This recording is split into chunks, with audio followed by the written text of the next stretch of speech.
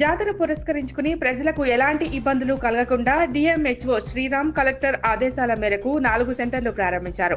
భక్తులకు ఇబ్బందులు కలగకుండా 4 అంబులెన్సులు ఏర్పాటు చేశారు. 24 గంటల వైద్యం అందుబాటులో ఉంటుందని, దీనికి గాను 500 మంది స్టాఫ్ ను ఏర్పాటు చేశామని వారు తెలిపారు.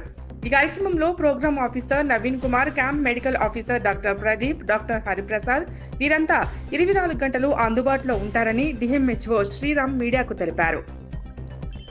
ఏడుపాయల జాతర వనదుర్గ అమ్మవారికి క్యాంప్స్ మనకి 25 నుంచి 1వ తారీఖు వరకు ప్లాన్ చేసుకున్నాం.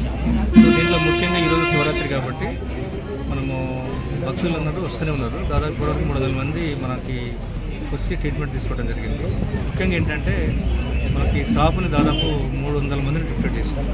ప్రతి షిఫ్ట్ కూడా ఒక 6 ఆయుష్ డాక్టర్స్, 3 ఎంబీబీఎస్ డాక్టర్స్, దీంతో పాటుగా డిప్యూటీ ఎంహెచ్ఎస్ కూడా వీళ్ళకి ప్రోగ్రామ్కి అటాచ్ చేసినాం. సో స్టాఫ్ నర్సులు కానీ, ఫార్మసిస్టులు కానీ మొత్తం డ్రగ్స్ కూడా అన్నీ కూడా అవైలబుల్ ఉంటుంది.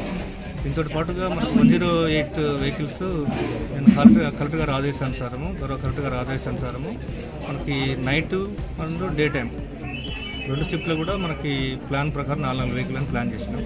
సో ఆ వెహికల్స్ కూడా ఎన్ని ఎమర్జెన్సీ వచ్చినా కానీ ఇమ్మీడియట్లీగా మనము దగ్గరలో ఉన్నటువంటి మన డిస్ట్రిక్ట్ హాస్పిటల్ తీసుకోవడానికి ప్లాన్ చేసినాం. వితిన్ హాఫ్ అన్ అవర్లో మనకి కేసెస్ని మనం లైఫ్ సేవ్ చేయొచ్చు.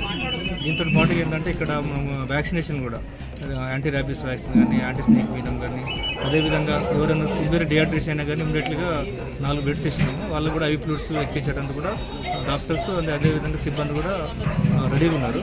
So any emergency snake bite కానీ, స్కార్పియన్ బైట్ అయినా కానీ ఇక్కడే ట్రీట్మెంట్ ఇచ్చి